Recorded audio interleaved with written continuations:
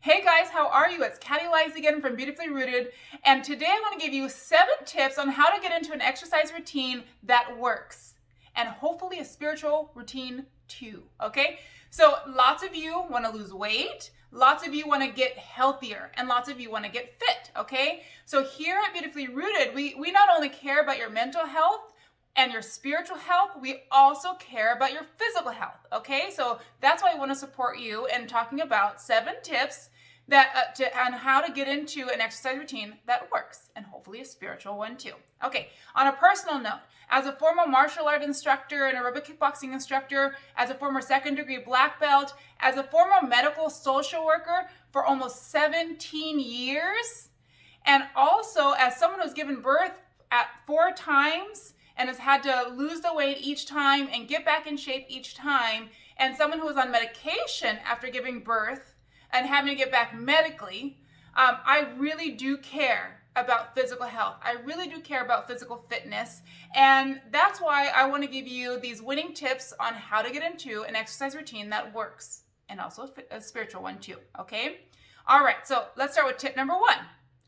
Remember, making change is a decision, not a feeling, okay?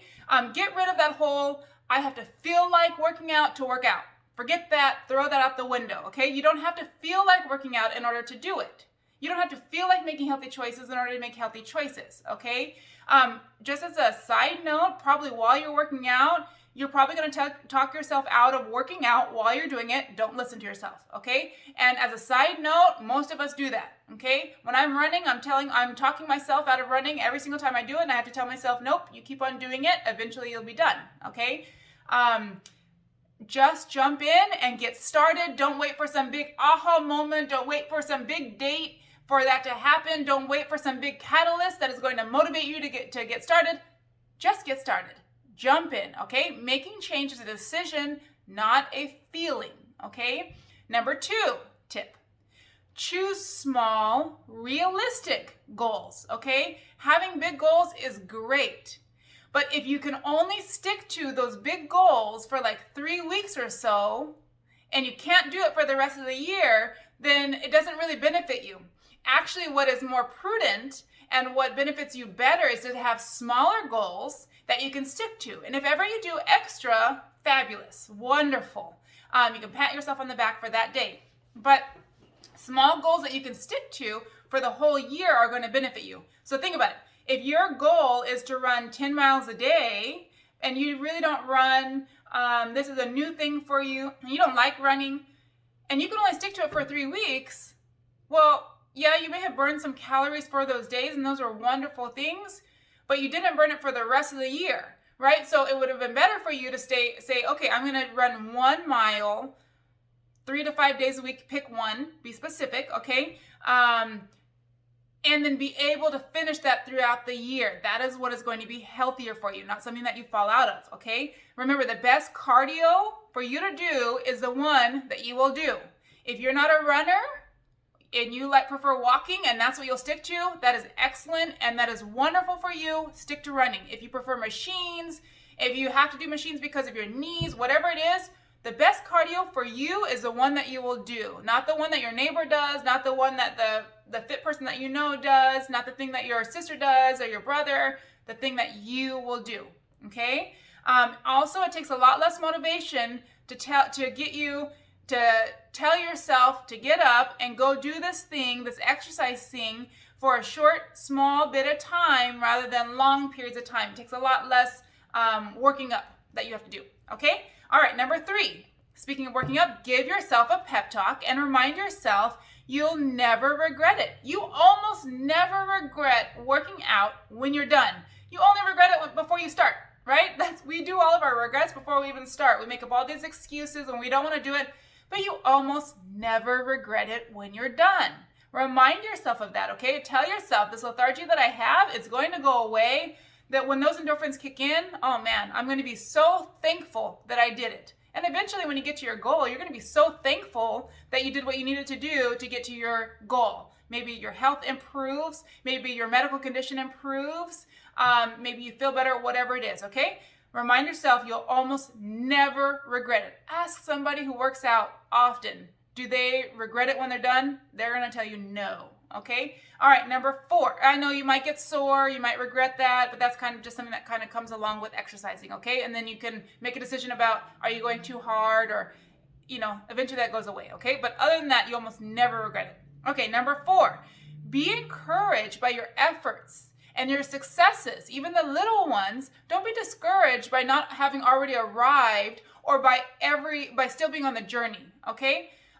Challenge those perfectionistic tendencies that tell you you can't be a beginner, you can't mess up, you must look perfect, you must be perfect when you do it, you must be the best, that you can't have a rough day.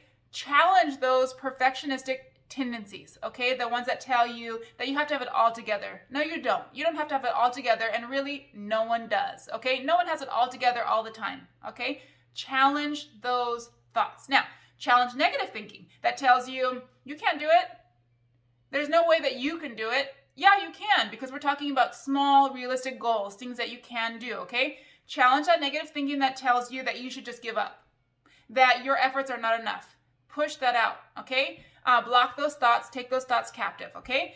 Challenge that critical negative eye, that critical eye in there that picks up every little setback, every time you mess up, every little thing, and then one that reinforces the thoughts that you already think about yourself that are negative, okay? You're gonna have to stop looking at yourself like that, okay?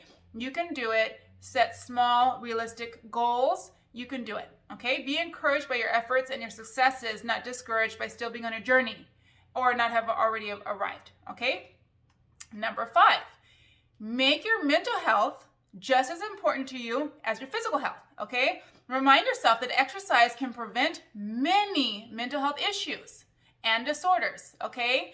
Remind yourself that it can treat disorders too. Sometimes they have found in particular levels of depression that exercise can be just as effective as an antidepressant, okay? So those are things that you want to look into. Those are things you want to find out.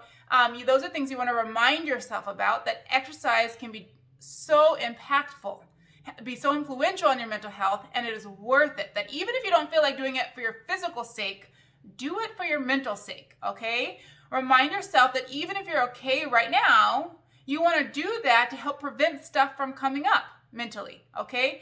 And helping you with stress.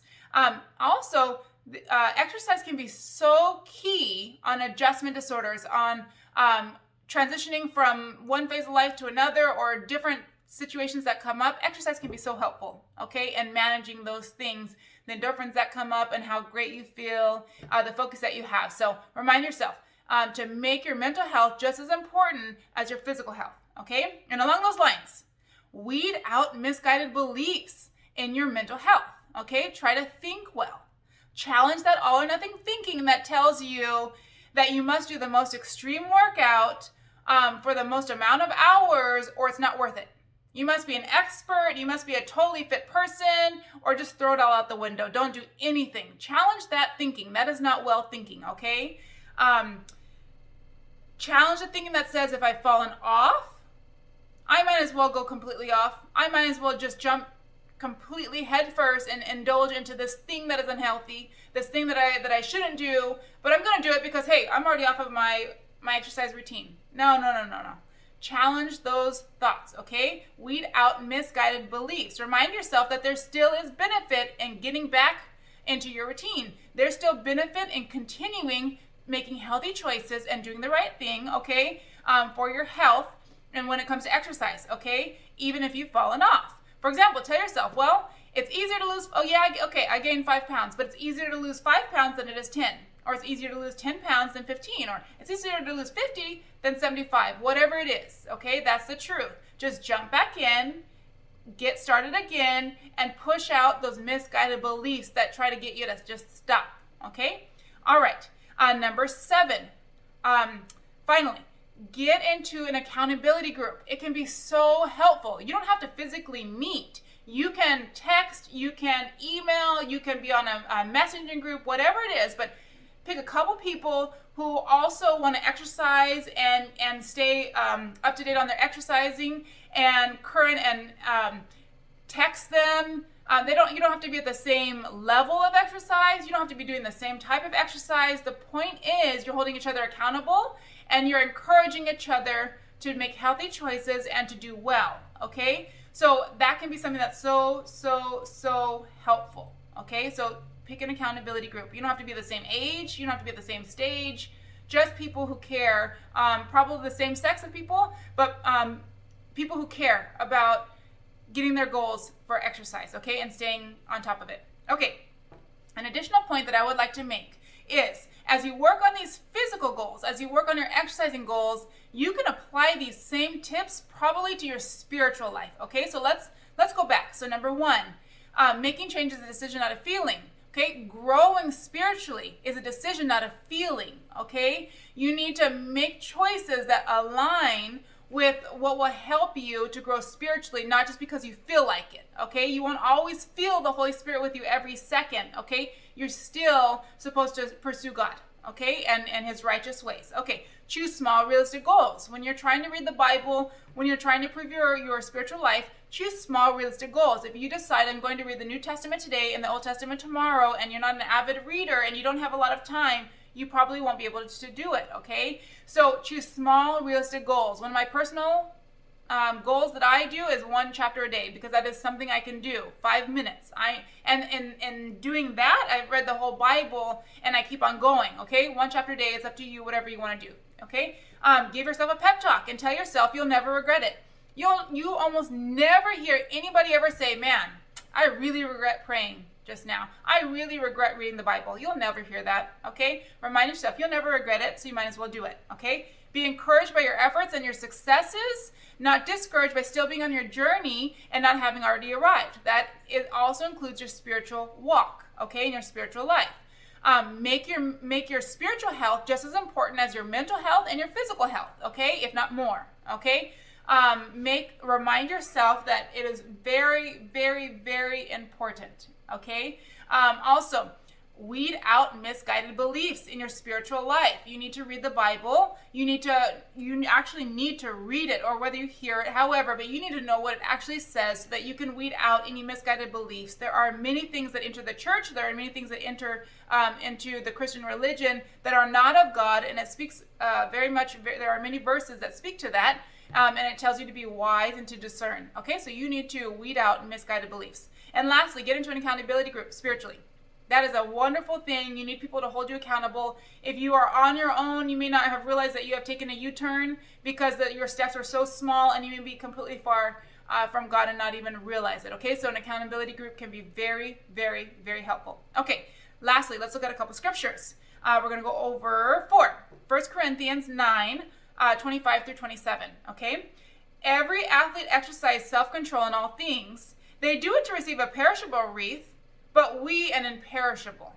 So I do not run aimlessly. I do not box as one beating the air, but I discipline my body and keep it under control, lest after preaching to others, I myself should be disqualified, okay? So the scriptures we're going to go over today kind of intertwine the physical aspect in our spiritual life, which is definitely something that we are supportive of here at Beautifully Rooted, okay?